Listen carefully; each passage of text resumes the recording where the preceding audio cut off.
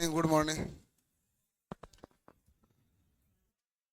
Good morning भाई, good morning. हम कौन सा टॉपिक पढ़ रहे थे? पदार्थों के गुण में दाब पढ़ रहे थे। हाँ, दाब के बारे में तो चल रहा था। हम पढ़ रहे थे दाब के बारे में। ओके।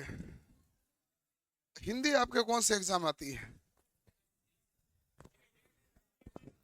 अच्छा, अभी है क्या? 18 तारीख को है, कब है? एग्जाम 20 से शुरू है। Okay.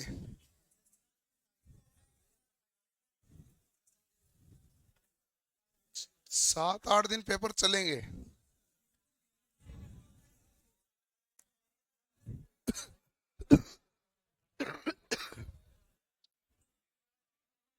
Okay.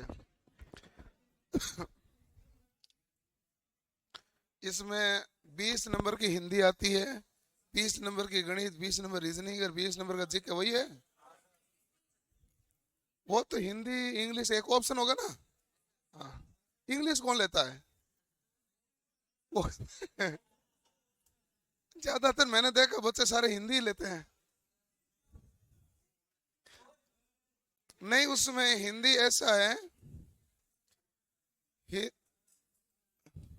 Yes sir. Form किस जगह से लगाया जाए? आगे आ जाए।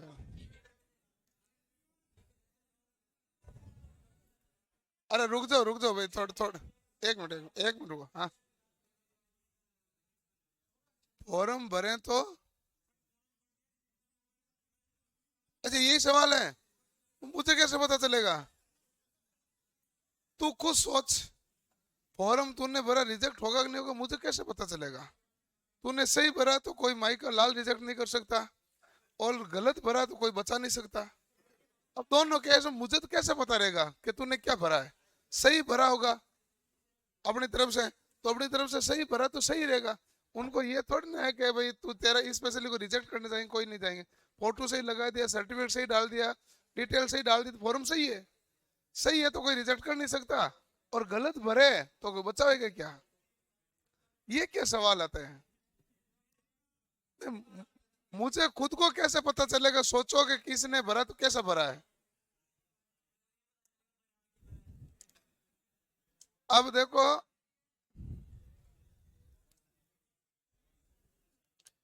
कि जीडी का एग्जाम देना, तो आप जीडी के बारे में मेहनत कर रहे हो नहीं? जीडी में क्या है कि देखो कि मेरा तो ये मानना है, मैंने जीडी के पेपर पहले वाले देखे हुए हैं 1-2 बार। क्योंकि मैं 2016 से 2018 तक जीडी वालों को गणित पढ़ाया हुआ हूँ। तो इसलिए मैंने जीडी के पेपर देखे। जीडी में हिंदी तो खोल के देखनी नहीं पड़ती। वो हिंदी ऐसी होती है कि 20 में से 18-17 सबको आ रहा है। तो ऐसा कोई बड़ा तीर मारने वाला तो काम है नहीं। 17 तक तो सत 17 तक तो सबको ही आ रहा है। 20 में से 17 सवाल तो इसमें सबको ही आ रहे हैं। मैंने अक्सर दो जगह उनमें बच्चों में प्रॉब्लम देखी है जीडी के अंदर। मैं खुद पढ़ाया हुआ हूँ, 2018 तक मैंने पढ़ाया था, उसके बाद जीडी को नहीं पढ़ाया मैथ। एक तो उन बच्चों को मैथ में प्रॉब्लम आती है जो जीडी की तैयारी करते हैं। एक आती है जीके में, क्योंकि जीके काफी लंबा चौड़ा है, उसके नंबर उतने गेन नहीं हो रहे हैं जितने होने चाहिए। रीजनिंग में 20 में से अच्छे खासे नंबर ले आता है, हिंदी में अच्छे खासे ले आता है, फिर जैसे मैथ अच्छी होती है तो मैथ में अच्छा ले आता है, और उसके बाद जीके में लाता है। सबसे चारों खंडों में सबसे कम नंबर किसी बच्चे का आता है, वो आता है जीके में।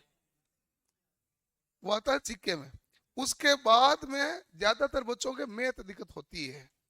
हिंदी मैंने अक्सर ये पाया है कि किसी की दिक्कत होती नहीं है, क्योंकि ऐसा कुछ है नहीं उसमें। तो क्या है, बताओ इनमें शुद्ध शब्द कौन सा है, वाक्य कौन सा सही है? जिसने कोई ढंग से 2-4 महीने अखबार पढ़ा ना, वो लगभग उसकी हिंदी ठीक ही दिखती है उसको। और मेरी हिंदी में बताऊँ कैसे है? मैं जब परीक्षा के अंदर सवाल हिंदी करता हूँ, ये देखता हूँ कि कौन सा अक्षर जचा हुआ है। भाई ऐसे है ना, देखने पे लगना चाहिए कि हाँ ये ठीक है, मतलब वो दिखने में आ जाता है ना। नहीं, वाकई में लगता नहीं, ये थोड़ा अजीब सा लग रहा है, ऐसा तो कभी हमने पढ़ा नहीं है, तो ये गलत। मैं तो ऐसा ही देखता था। और ऐसा देखने पर जीडी के अक्सर सवाल हो जाते हैं। ये हाँ अक्सर हो जाते हैं, ऐसा कोई दिक्कत नहीं, जीडी के बारे में इतना ही राय है मेरी।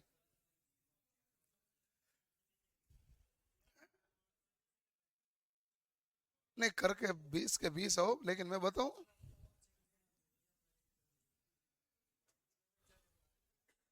पहले की तरह अच्छा लेवल आने लग गया तो अभी इसमें कितने सवाल कर लेते हो हिंदी में?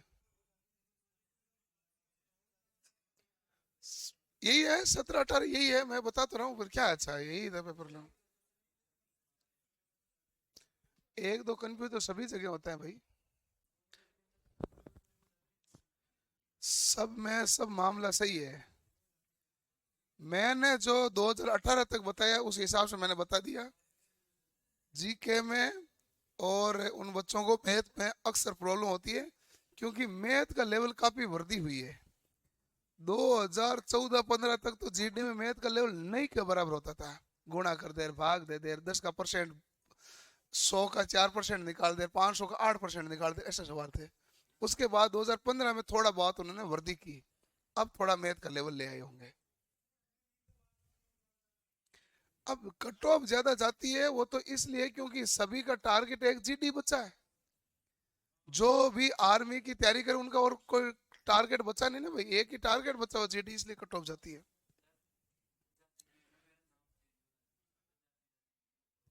नाम में क्या चेंज आ रहा है? कोई दिक्कत नहीं, फॉर्म भर दो, एक एफिडेविट बनवा देना, और उसके बाद में जब वापस जाति प्रमाण पत्र में डबल लेना है, और वो देखो के वाइट ने फेर दे। ज्ञानी भरे पड़े हैं। तो ऐसा है, आप अभी तो फॉर्म भर दो, जाति प्रमाण पत्र बाद में दूसरा बना लेना, चल जाएगा, ऐसी कोई दिक्कत नहीं आएगी। उनमें ऐसा है मामला कि मैं आपको क्लियरिटी बता दूं, कई बच्चों की इस प्रकार की समस्या है। हम गांव से बिलोंग करते हैं, गांव से बिलोंग करने में क्या है कि अपने फॉर्म में मम्मी और पापा के नाम है या तो स्पेस में या मीनिंग में ऊपर नीचे होता है, किसी दूसरे को ऊपर नीचे नहीं हो तो अपने भाइयों भाइयों में दोनों में भी ऊपर नीचे मिलता है। फिर वो कहता है कि नहीं मैं तो ये नाम चलाऊंगा, और वो कहता है मैं तो ये चलाऊंगा।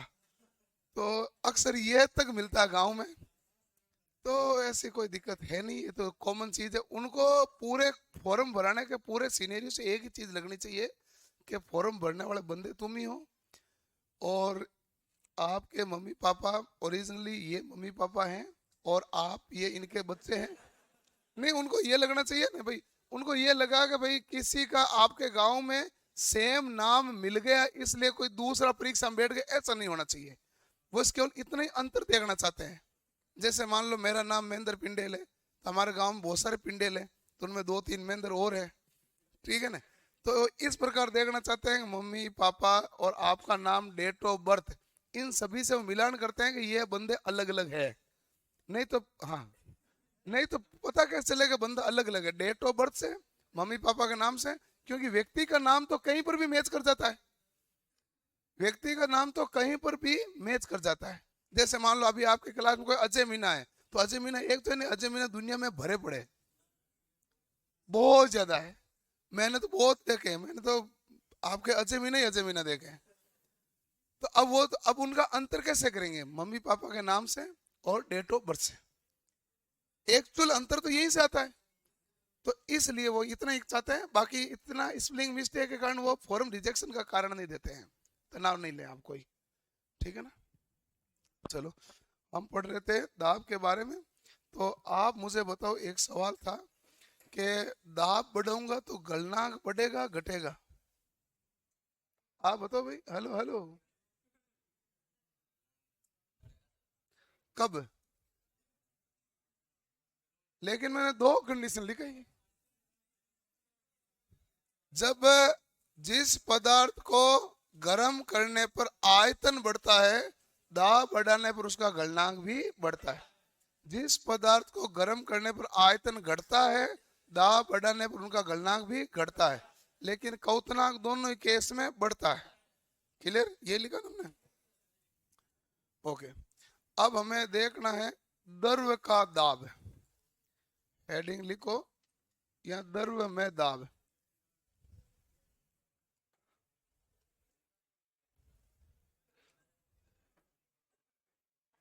द्रव्य में दाब है,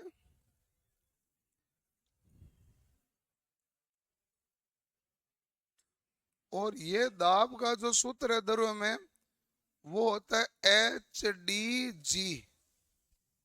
क्या होता है? HdG। और मैंने ये इतना HdG लिखा ना, इसी के चारों ओर लपड़ा घूमना है, सारी चीजें इन्हीं को ध्यान में रखते हुए देखनी है। H हमारे पास होती है हाइट। H हमारे पास क्या होगा? हाइट। हाइट यानी ऊंचाई। ऊंचाई कह दो, या आप क्या कहोगे? गहराई। जैसे पदार्थ में जितनी ज्यादा गहराई है, दाब भी उतना क्या होगा? पानी के अंदर देखोगे द्रव में जितनी ज्यादा गहराई होगी, दाब भी उतना ही क्या होगा? ज्यादा। आपने देखा होगा कि एक जो टाइटन जहाज डूबा था, हाँ टाइटनिक, जो जहाज डूबा था टाइटनिक, तो उसके मलबे को देखने के लिए ओशियन एक वो सब मरीन तो नहीं थी,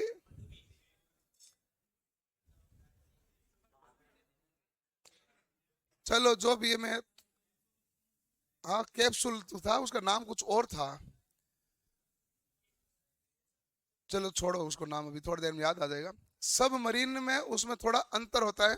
सब मरीन तो वो होता है जिसमें इंजन होता है, वो विदाउट इंजन की चीज थी। वो अंदर गए थे, टोटल 6 लोग गए थे। ले 6 ही होंगे, 6 लोग गए थे। और मैं इसमें दाब का कारण बताना, भाई तुम इतना कहानी में क्यों जाओ। हाँ, जब वो नीचे गए, नीचे गए, नीचे गए, तो एक बिंदु ऐसा आया जहां पर वो जो ओशियन वाला कैप्सूल बना हुआ था वो पिचक गया। इसे क्या? इम्प्लोविजन। जैसे कोई विस्फोट होता है ना, वो एक्सप्लोजन होता है ना, वो इम्प्लोजन हुआ। इम्प्लोजन हो गया मतलब एकदम से दाब से पिचक गया, तो तुरंत सारे मृत्यु हो गई। और विद इन 1 सेकंड के अंदर पूरा दाब के कारण क्या हो गया? पिचक गया। तो ये हो गया अत्यधिक दाब के कारण। जैसे जैसे दाब नीचे जाओगे, दाब का मान क्या होता जाएगा? बढ़ता जाएगा। और अपन पानी के ऊपर रहते हैं तो दाब क्या रहता है? कम। हम पानी के जितनी गहराई में जाएंगे, दाब अपने ऊपर उतना ही पानी का क्या आएगा? ज्यादा। जितना हाइट बढ़ेगी, दाब क्या होगा? बढ़ेगा। यदि आपने मूवी देखी होगी द गाजी अटैक, तो गाजी मूवी है जो भारत और पाकिस्तान में 1971 की लड़ाई में सब मरीन के बारे में ही है, पूरी पनडुब्बियों की मामला है। तो उसमें पनडुब्बी को, उसमें आपको कॉन्सेप्ट समझ आ जाता है, जितना ज्यादा नीचे ले जाते हैं, वो कहते हैं इतना नीचे ले जाएंगे तो वापस इंजन काम नहीं करेगा, ऊपर ले आएगा, क्योंकि ऊपर प्रेशर क्या हो जाएगा? ज्यादा। तो जितना गहराई में जाएंगे उतना ही प्रेशर क्या होगा? बढ़ेगा। तो पहला तो कॉन्सेप्ट ये है कि द्रव में दाब क्या होता है? जितनी ज्यादा गहराई में जाओगे उतना ही दाब क्या होगा? ज्यादा। अपन सिंपल नेचर से ये समझ सकते हैं, पानी की टंकी आपने 3rd फ्लोर पे रखी है, और 3rd फ्लोर पे एक नल लगाया, एक ग्राउंड फ्लोर पे नल लगाया, पानी का प्रेशर किस में ज्यादा आएगा? ग्राउंड फ्लोर में, क्योंकि उसकी तुलना में जो पानी का दाब क्या लग रहा है? ज्यादा। हाइट क्या हो गई? ज्यादा। तो दाब क्या लगेगा? ज्यादा। तो ध्यान रह जाएगा। और ये ध्यान रहना जरूरी है, क्योंकि आप थोड़े टाइम में पढ़ोगे तो सिलेबस काफी ज्यादा हो जाएगा ना, समझ आएगा, काम आएगा। दूसरा डी होता है घनत्व। डी क्या होता है? घनत्व। घनत्व यानी डेंसिटी। अब घनत्व क्या होता है?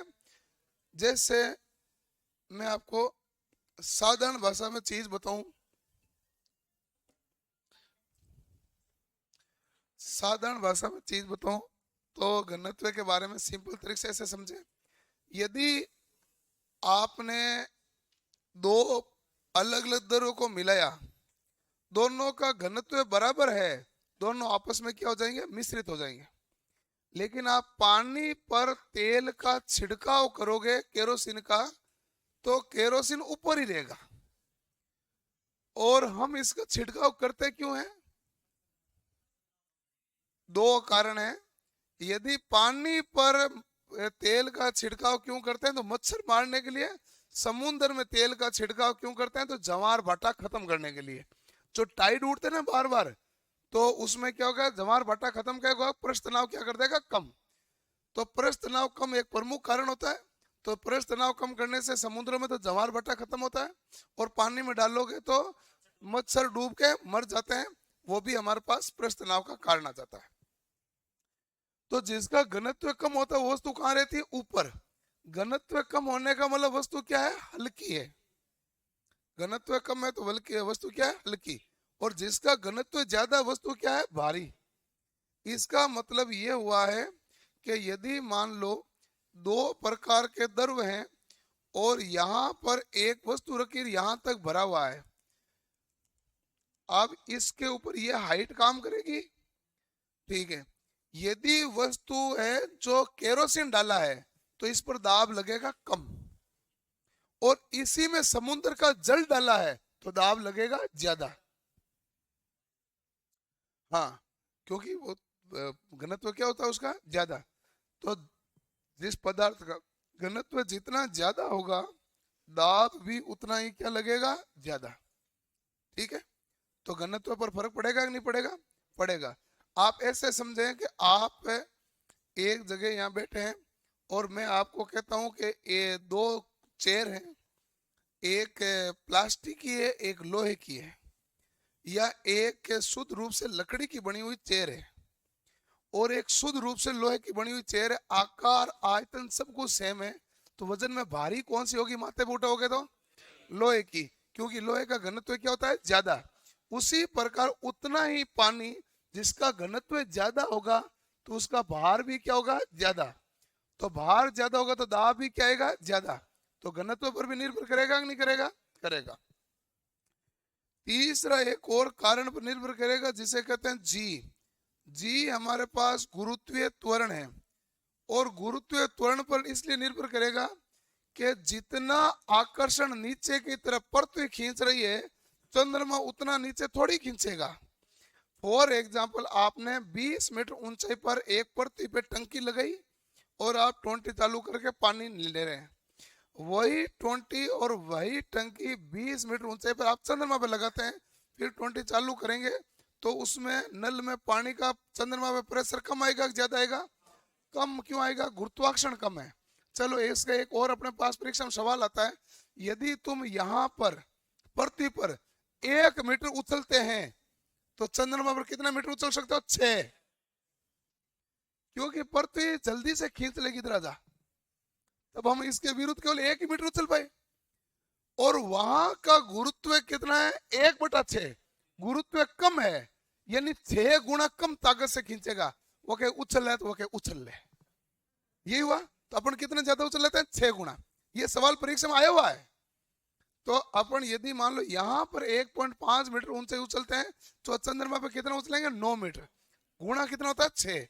इसी इसका मतलब है जहां गुरुत्वीय त्वरण का मान ज्यादा होगा वहां दाब भी क्या लगेगा? ज्यादा। और जहां गुरुत्वीय त्वरण का मान कम होगा दाब भी क्या लगेगा? कम। द्रव में दाब का प्रमुख सूत्र क्या होता है? ये H/d(g). H/d(g), लिखो।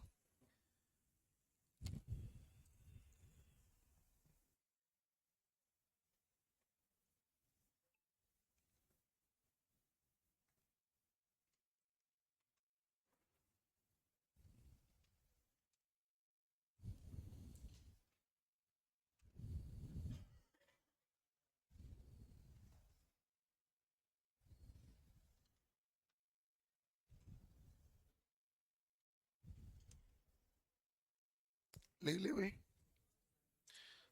H/d(g). तो H हमारे पास क्या है? ऊंचाई। D क्या है? घनत्व। और G क्या है? गुरुत्वीय त्वरण।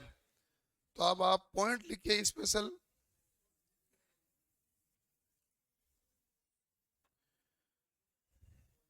यदि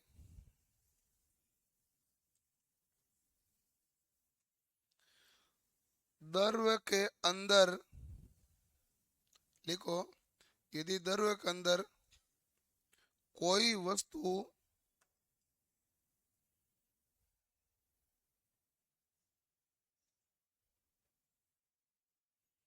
यदि द्रव के अंदर कोई वस्तु अधिक गहराई में जाती है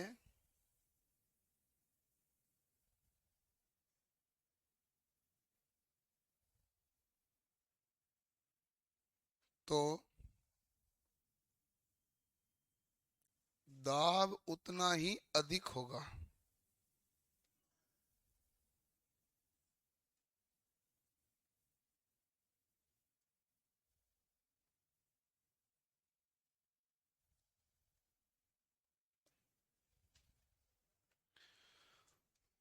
जितनी गहराई में जाएगी दाब उतना ही ज्यादा होगा। अब एक मामला है, यदि कोई वस्तु गहराई में गई, उस पर जो दाब लगेगा वो सतह के क्षेत्रफल व आकार पर निर्भर करेगा कि नहीं करेगा? सतह के क्षेत्रफल आकार पर निर्भर करेगा। इसका मतलब हुआ कि मैं यदि समुद्र के अंदर डुबकी लगाऊंगा तो पूरे समुद्र का क्षेत्रफल का भार मेरे ऊपर आएगा। तो क्यों नहीं? आप तो कह रहे हो निर्भर करेगा। सतह के क्षेत्रफल का जो भाग है वो गहरे में जाने पर दाब पर निर्भर करेगा कि नहीं करेगा? तो आंसर है नहीं करेगा। देखो कि ये केवल गहराई पर निर्भर करता है, सतह का क्षेत्रफल नहीं। आप चाहे एक कुआं है, उस कुएं के अंदर डुबकी लगाई, 10 फुट नीचे गए, और यहाँ फिर इस कुएं से 100 गुना क्षेत्रफल वाले एरिया है, उसमें भी 10 फुट नीचे गए, दोनों केस में दाब क्या है? बराबर। ऐसा नहीं है कि आपका 100 गुना एरिया ज्यादा है तो वो पूरा ही दाब आपके ऊपर लग गया। तो ऐसा क्यों? क्योंकि द्रव्य का दाब सभी बिंदुओं पर एक समान होता है। द्रव्य का दाब सभी दिशाओं में क्या होता है? एक समान। क्षेत्रफल पर यह निर्भर नहीं करता। तो लिखो अगला पॉइंट, द्रव्य में स्थित वस्तु पर लगने वाला दाब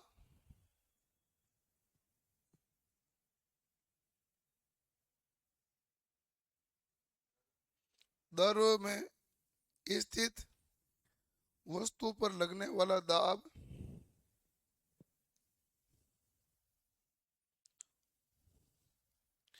द्रव्य की सतह के आकार में द्रव्य की सतह के आकार व क्षेत्रफल पर निर्भर नहीं करता।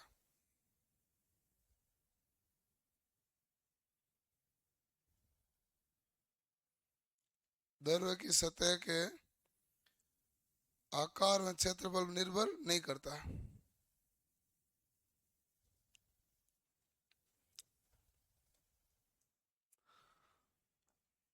निर्भर नहीं करता।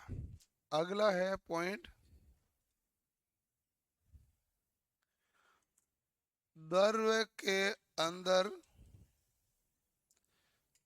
स्थित किसी भी बिंदु पर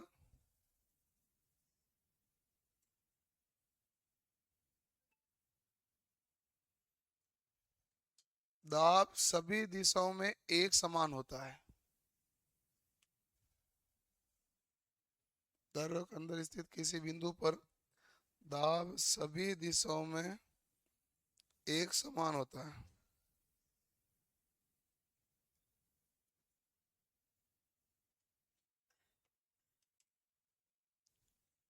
ठीक है भाई। अगला लिखो। अच्छा, अब जैसे मान लो मैं एक आपको मान ये दे देता हूं,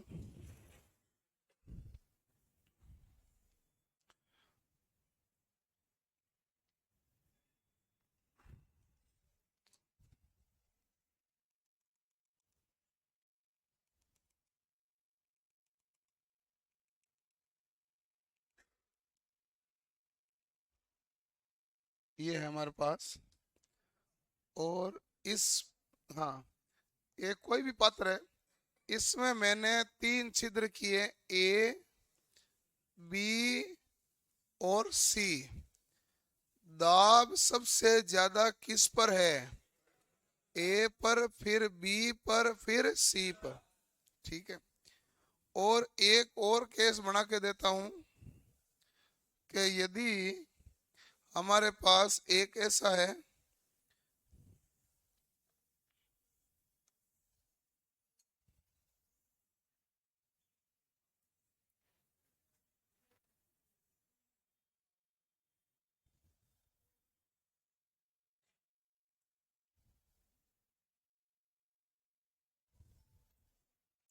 अब मैंने इसका आकार बदल दिया, तो अब बताओ इन सभी बिंदुओं पर दाब क्या रहेगा? एक समान। दाब आकार पर निर्भर नहीं करता, लेकिन गहराई पर निर्भर। तो ये इतना सा बना के सीधा लिख लो, दाब ए बी, ए बड़ा है फिर बी फिर सी।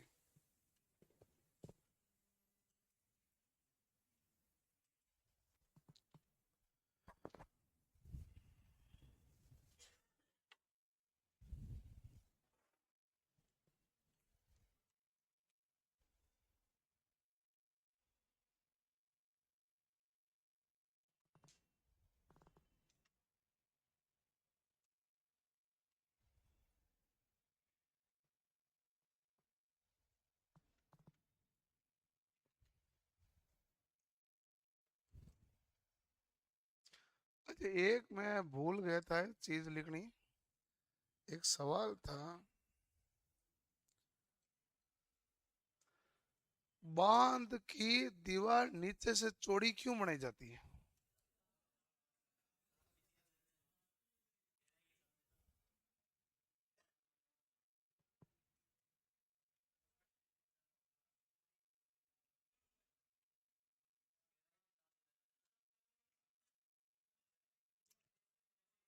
ज्यादा गहराई होगी उतना ही दाब क्या होता है? ज्यादा। तो इसलिए नीचे की दीवार क्या बनाई जाती है? चौड़ी। तो लिख लीजिए, बांध में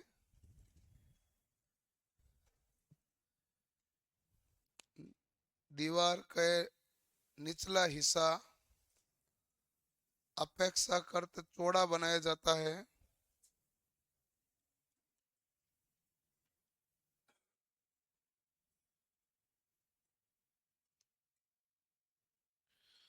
अपेक्षाकृत चौड़ा बनाया जाता है।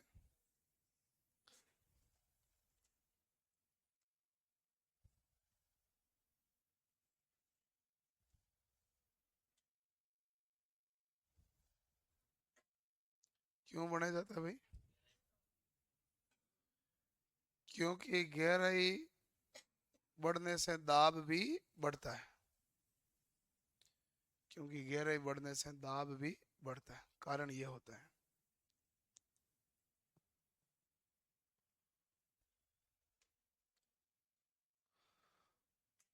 एक दाब के लिए आता है पास्कल का नियम। पास्कल का नियम है वो, ऐसा कोई खास कथन के हिसाब से तो कुछ ज्यादा सवाल बनता नहीं है, कुछ कहता नहीं है, लेकिन इसका कॉन्सेप्चुअली सवाल ठीक रहता है, प्रैक्टिकली भी ठीक रहता है। पास्कल का नियम, पास्कल का नियम, पास्कल ने नियम दिया किसके लिए? पहला सवाल ये पूछा जाता है, तो हम कहते हैं हाइड्रोलिक के लिए। हाइड्रोलिक के लिए, हाइड्रोलिक के लिए, हाइड्रोलिक को आप क्या कहते हैं? जलीय द्रव।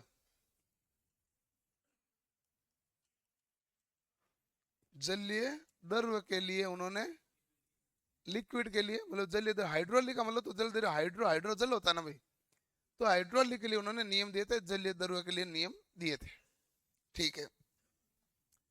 यहाँ द्रव से संचालित होने वाली मशीन, अब द्रव से संचालित होने वाली मशीन कौन सी होती है? जहां जहां हाइड्रोलिक काम आ रहा है, हाइड्रोलिक लिफ्ट, इसका मतलब पास्कल का नियम लागू होगा।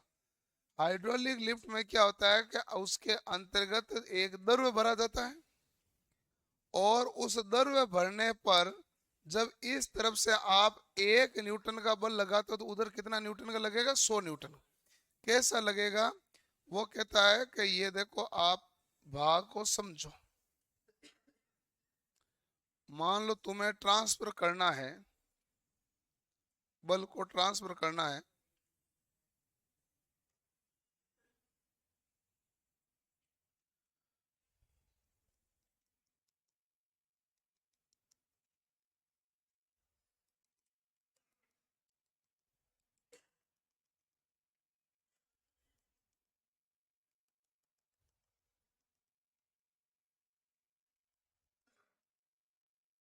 ठीक है।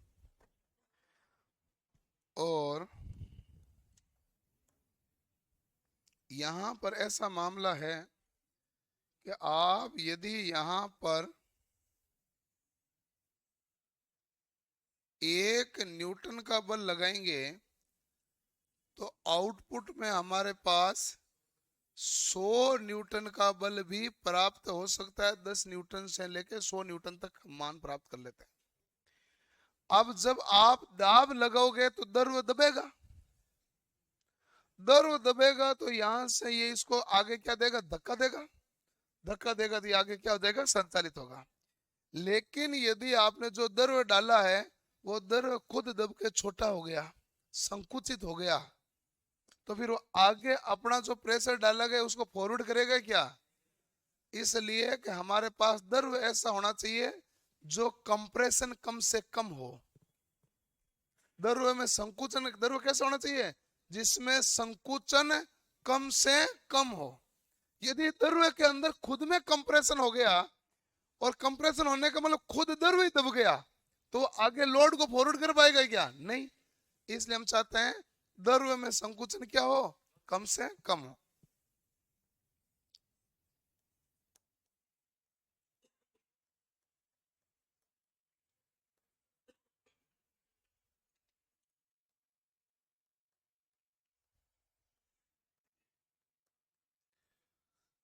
इसके एग्जाम्पल होती है हाइड्रोलिक मशीन,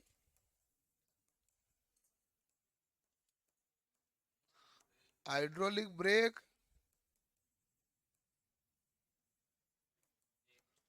हाइड्रोलिक लिफ्ट,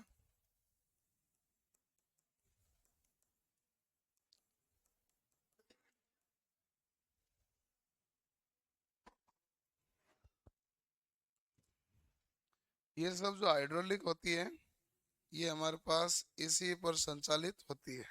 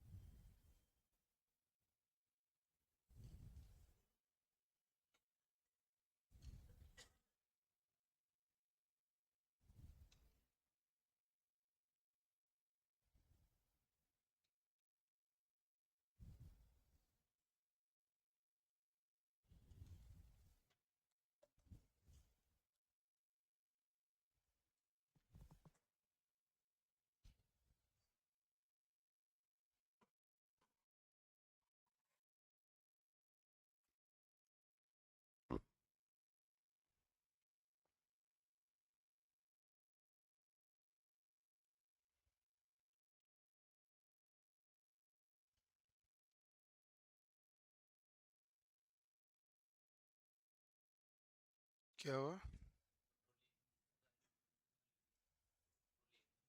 हाँ, लिफ्ट लगी होती है ना, लिफ्ट में विशेष रूप से कार्य करता है। तो ट्रॉली में, ट्रक में जो लोडिंग वाली है, जेसीबी पूरा हाइड्रोलिक सिस्टम पर कार्य करता है।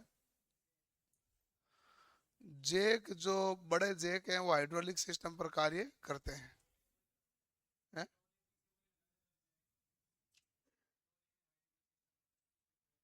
Okay okay.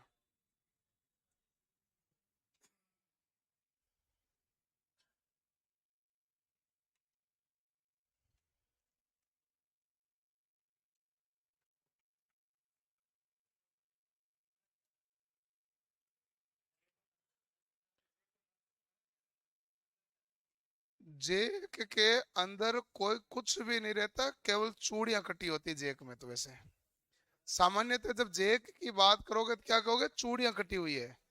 हल्की वस्तुएं उठानी है तो चूड़ियां का पिच ज्यादा होता है, भारी वस्तु उठानी है तो चूड़ियों का पिच क्या होता है, छोटा। चूड़ियों का पिच छोटा होता है लेकिन गहराई ज्यादा रखते हैं ताकि मजबूती से पकड़ रखें। पिच छोटा होता है। जैसे मान लो इतना ही एक ट्रक को 2 इंच या 4 इंच ऊपर उठाना है तो इसको काफी बार घुमाना पड़ेगा, क्योंकि पिच छोटा है तो चक्कर क्या लगवाना पड़ेंगे ज्यादा, तब जाके उतना कवर करेगा। कार में वो इतने वजन है नहीं, इसलिए उसमें पिच क्या रखते हैं, बड़ा। तो उसमें आप कम चक्कर लगाओगे तो 4 इंच क्या चला जाएगा ऊपर। तो वो पिच की साइज का मतलब होता है। कौन सा? ये लिफ्ट वाला जैक है।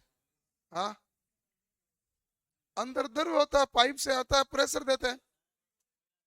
ऑयल होता है ना, दर होता है ना, ऑयल मतलब दर होता है।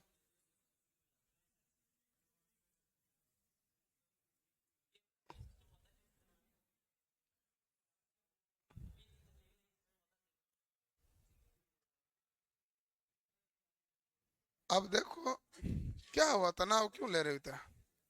यदि मैं यहां पर भी इतना ही ज्यादा होता प्रेशर,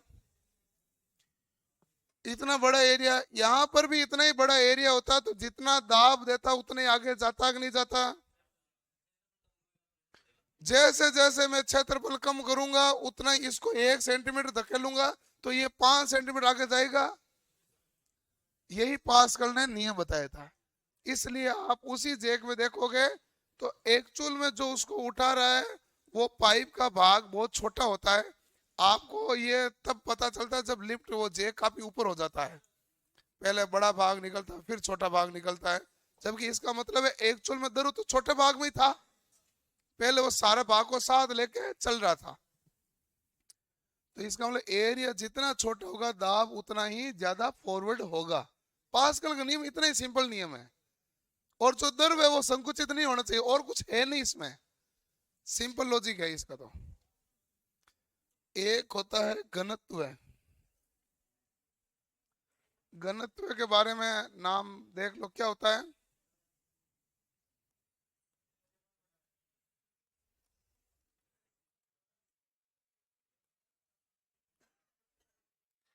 घनत्व होता है द्रव्यमान बटा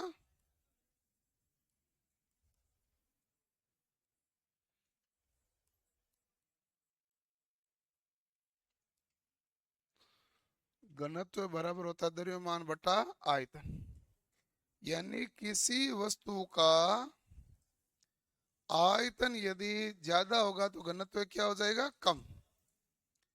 अच्छा मात्रक देख लो क्या होगा भाई, किलोग्राम प्रति मीटर क्यूब। घनत्व के बारे में देखना है तो मैं आपको पानी का घनत्व बता देता हूं। बताओ कितना होता है। पानी का घनत्व होता है 1 ग्राम प्रति सेंटीमीटर क्यूब कह दो या 1000 किलोग्राम प्रति मीटर क्यूब कह दो। ये पानी का घनत्व है। और बाकी अलग अलग पदार्थों का घनत्व है जो अलग अलग होता है। बर्फ का घनत्व 0.9 के आसपास होता है।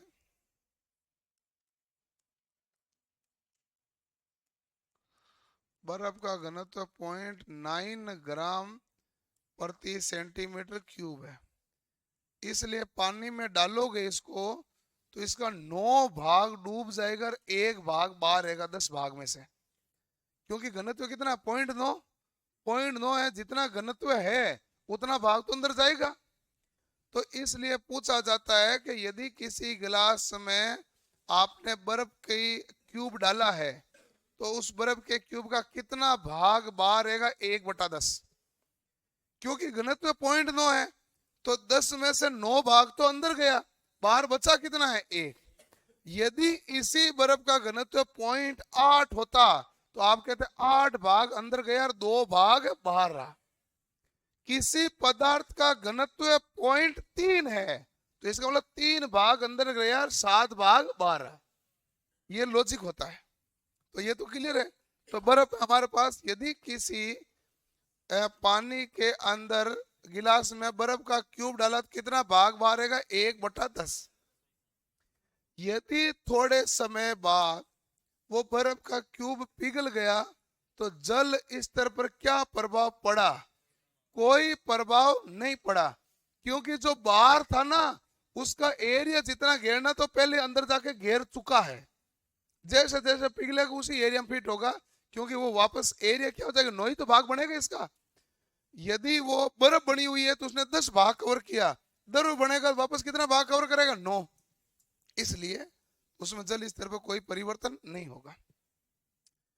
हम समुद्र या मान लो पानी में तैरते हैं तो हम टायर लगाते हैं, टायर या ट्यूब, ट्यूब होते हैं, तो ट्यूब हमें बचाव करते हैं।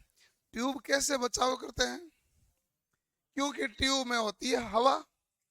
हवा का खुद का घनत्व है 0.0013 और पानी का घनत्व है 1। तो पानी की तुलना में तो 100 गुना लगभग, 100 गुना का लगभग क्या है, हल्की, 100 गुना की 1000 गुना हल्की हुई। अब इसलिए आपने उसमें हवा भरी तो कहेगा मैं तो 1000 गुना हल्की हूं इसका, और लेकिन थोड़ा सा तो ट्यूब का खुद का भार हो गया रबर का, तो मान लेते अपन 100 गुना भारी है। जो ट्यूब में भरी हुई हवा वाला जो ट्यूब है उसकी तुलना में पानी कितना भारी है, 100 गुना। अब जैसे ट्यूब को पानी के ऊपर डालोगे तो अब 100 में से एक भाग तो पानी में जाएगा, 99 भाग क्या रहेगा, बाहर। अब वो कहेगा जब तक ये 99 भाग अंदर जाए तब तक का भार मैं सहन कर सकता हूं, तब तक का भार क्या कर सकता है, सहन।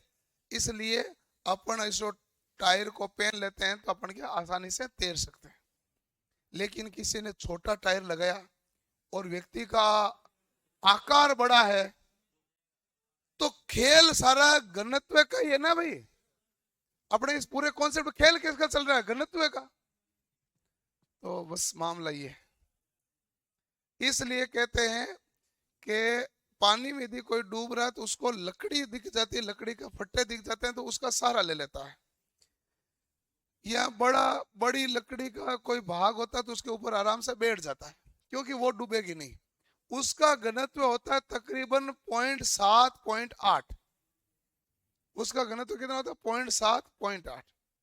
ठीक है, पानी का घनत्व कितना है, 1। अब लकड़ी का छोटा सा टुकड़ा है तो उसके ऊपर चिंटी बैठ जाएगी तो आ जाएगी, छोटे से टुकड़े पर आप बैठोगे तो आ नहीं पाओगे। अपना भार कवर करने जितना एरिया उसका होना चाहिए, तो बड़ा भाग होगा तो हम भी उसके ऊपर बैठ के बच सकते हैं, और छोटे से थोड़ा बड़ा होगा तो कोई इस प्रकार का है, कोई कम वजन वाला जानवर, वो बैठ के आराम से आ सकता है। तो मामला ये होता है। और आपने देखा होगा अक्सर यदि गांव में कई बार पेड़ कटा हुआ होता तो उसका जो बड़ा सा जो तन्ना होता ना, वो पानी के क्या है कि नजदीक पड़ा रहता है, तो बिना मालूम चले हुए बारिश बहुत ज्यादा होने के कारण अंदर ऑटोमेटिक चला जाता है। कुछ केसों में ऐसा हो जाता है तो फिर वो ऊपर तैरता है, तो उसको वो तना काफी बड़ा होता है तो उसको तैरने के लिए बहुत सारे लोग प्रयोग करते हैं, उसके ऊपर बैठ जाते हैं, लेकिन वो डूबता नहीं है क्योंकि वो तना है ही बहुत बड़ा, इसलिए डूबता नहीं है। और यदि मान लो तना बड़ा है और इसके ऊपर 4 आदमी बैठ गए तो नीचे जाएगा, वो कहेगा नहीं इतना मैं वजन सहन नहीं कर सकता, घनत्व का अंतर हमारा हल्का सा ही है।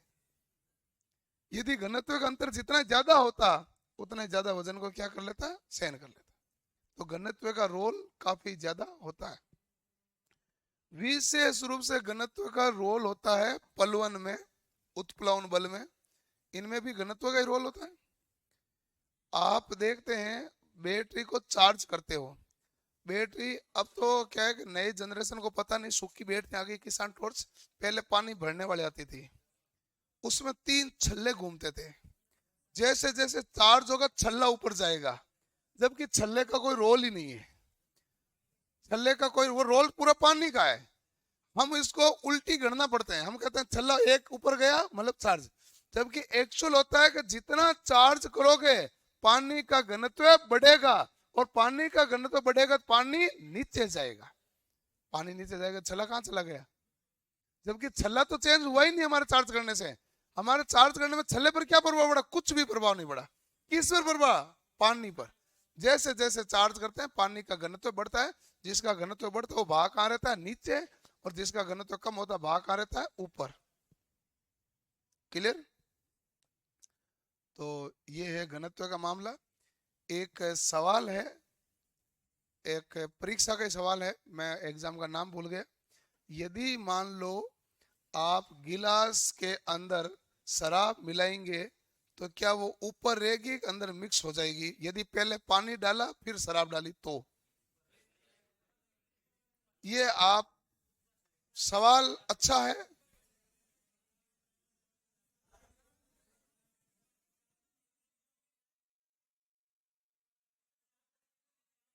देखो, आवाज नहीं भाई। ऐसा है,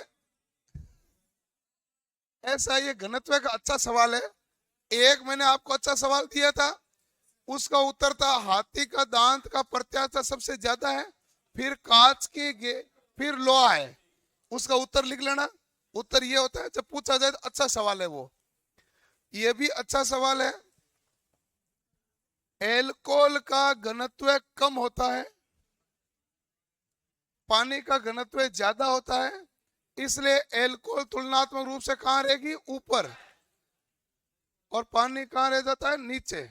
इसलिए इस प्रकार की हरकत ना हो तो पहले एल्कोहल डाल देते हैं फिर पानी डाल देते हैं, तो वो ऑटोमेटिक क्या हो जाएगी? मिक्स। अंतर किसका है? घनत्व का।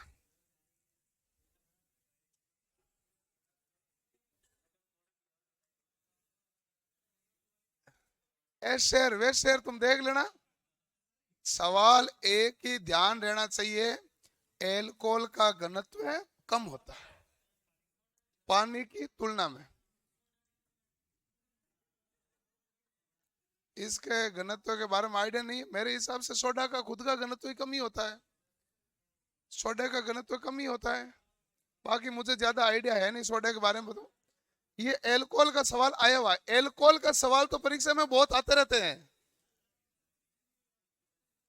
एल्कोहल का तो सवाल आता रहता है भाई। क्लियर?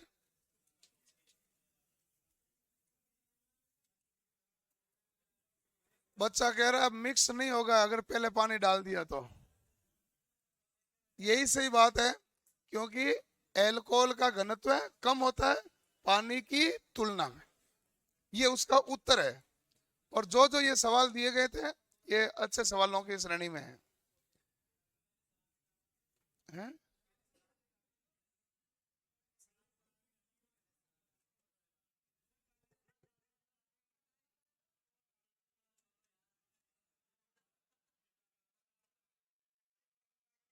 चलो भाई, ओके।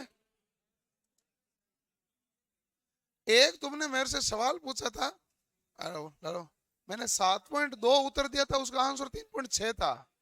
वो 0.3 से गुणा करना आज सुबह मैंने करा दिया, वो सही, वो मैंने सही करा दिया, 3.6 कर लेना।